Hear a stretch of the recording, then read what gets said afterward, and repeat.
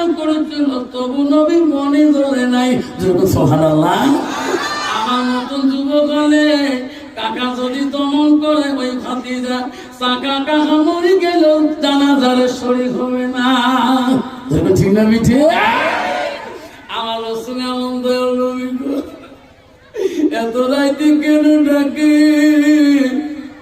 সোনার নবী আমার বাইরে আসলেন, আসিয়ে বলে চাচা গো, কেন ডাকছেন এত রাইতে আমাকে? এলাম ধরি ধরি, কইছে মুহাম্মদ, এই দল তোর কাছে কলেমা পড়ে মুসলমান হইতে চায়, তার সত্য হলো কি?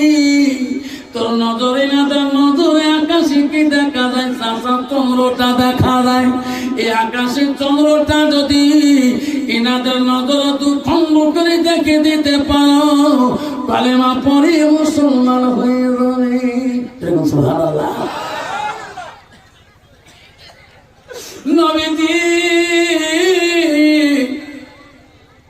দুই চোখের পানি জর্জর করে পড়ে, আল্লাহ তুমি বড় রহমান, তুমি বড় দয়ালু।